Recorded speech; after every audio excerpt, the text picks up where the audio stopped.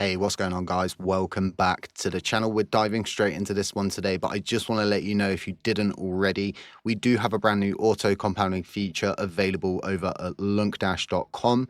This is only for my delegates only at the moment, so you will need to redelegate to me if that is the case. But this is simple, it's sleek, it is a 2-transaction process after connecting your wallet. And it auto compounds daily at 1 a.m. and I'll leave links to it in the description below. So like I said, we've got a lot to go through here today. I did this back in 2024, but I am always and always have been, right, a big believer in a simple term. Actions speak louder than words. It's very easy for someone to come up with an awesome idea or an appealing idea. It's very, very easy for someone to say that they are in communication with Binance, and none of us are able to actually go and disprove that. It's very easy for you to go and say that Binance has got a secret plan. They're going to come save us. They're burning LUNC in the background with very little to no proof. Essentially, many people on our blockchain have been able to walk the walk, and they've managed to convince other people of walking the walk with them. But I truly believe if you can walk the walk, you better talk the talk. The public inquiry into Binance's custody of Terraform's assets, you would truly believe that a validator, right, that claims to have a Binance representative on their team, claims to be in contact with Binance, claims to be the mouth of Binance, claims that there's a secret plan, you would believe that they would be very supportive of an inquiry. In fact, you would expect this person to say, well, actually, we don't need to go through this inquiry. I can get these answers for us. I can present this data because it's publicly available now, and I can get this done for you guys. How beneficial would that be? Well, it wouldn't be beneficial for this Greenpeace person because that gives a definitive end result and an answer to everything and every story that he's ever made up. Now, like I said, you would expect a validator like this to be very supportive, but if we go and we look, they have voted not just no with a veto, and this wasn't a decision over a day or 2 days. This was almost instant. So again, this isn't the behavior you would expect from a validator that's in direct communication with Binance, that knows of his secret plan, knows of all of these secret burns that are going on, that's got a Binance representative on their team. This isn't the behavior that you would expect. And again, actions speak louder than words. I honestly don't know what's going through his delegates' heads right now, but I would be asking so many questions because all of the evidence is here, it's available. We go and we look at the final judgment, and it's very clear. Defendants shall otherwise burn or destroy private keys in Terraform's possession to wallets or blockchain addresses holding Terraform crypto assets. This applies to CEXs as well, you guys. So we have the directive, we have the final judgment. On top of that, we've got Trial Exhibit P301, which gives us a definitive answer to what wallets belong to TFL. And the only thing that was missing was the memos. And for almost 4 years, no one could give you an answer as to how much had been sent to any one of these CEX wallets. But now we're at a point where we've done the research. We've not only just talked the talk in our videos as usual, but we've walked the walk. We have brought you the TFL to Binance transaction logs with the memo. One singular memo. This was like finding a needle, like a tiny, tiny needle in a stack of needles almost the same size. And again, this is action speaking louder than words. If you want to see actual things happen, right? You want answers from Binance. Don't believe in secret plans because now we have the data, the evidence is there. We have the archive node to give us the answers. We have the log from TFL to Binance for transactions of all time. So with all of this evidence, all of this data, right, you would expect a validator in communication, right, direct communication with Binance, having a representative on their team would just take all of this, harness it, get the answer and see the assets burn. But what a lot of people may not understand, and I know a lot of you guys understand this now, is there is no money, right, in selling a cure. And that's really the best way to put it. There is no money, right, in this guy getting a definitive answer. In fact, it is working status pro quo for this guy.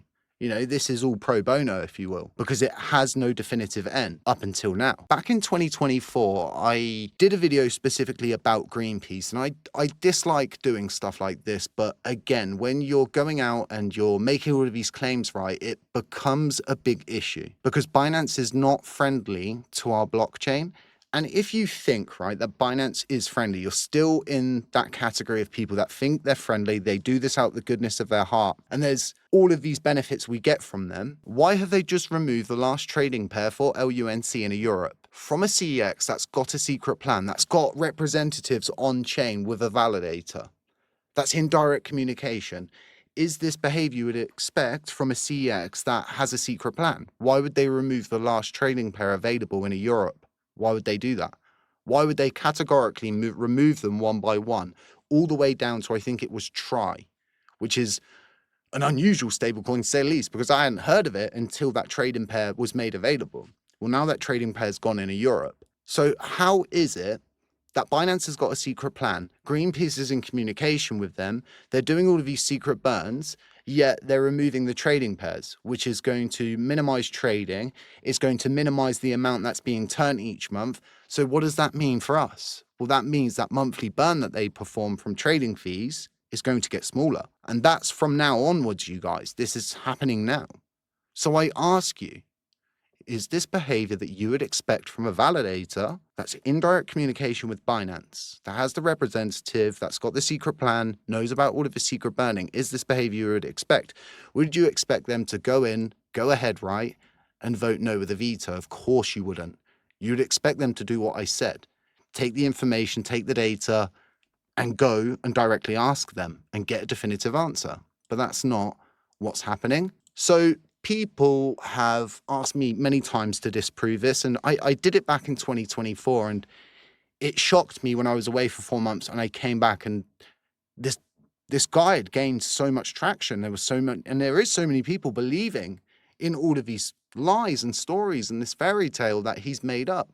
And again, with little to no data, it's all circumstantial, if you will. It's taking something out of context and really just rewording it or repurposing it, so to speak. Oh, well, these are bridge wallets, these are this, these are that. It's been 4 years. I did what everybody else did to begin with. I went to the Binance customer support desk. I explained the situation to them about Greenpeace and that he claims to have, and he speaks for Binance, and he's got this rep, and they're in direct communication. There's this secret plan, and that Binance have a vested interest in LUNC, and explain that it's Greenpeace, his username, and what validator he runs. And I didn't get a generic response, I think is the word most people would use. This was someone who personalized the response specifically to the message that I had sent. And again, some people will dispute this. They will go and say, well, no, maybe this is a generic response. Don't you have any more evidence?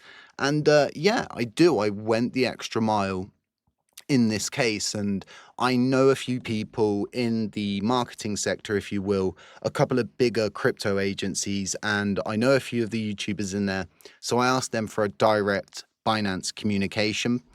And after about a week, they managed to hook me up with that link. So I did go ahead and I messaged a person called Diana Binance, who is an official Binance representative. And this was back September 8th, 2024, around 7:44 p.m. I asked them the exact same thing, let them know about Greenpeace, the stories, the direct communication. And she messaged me back, and it was simple, it was short, and it was bang on.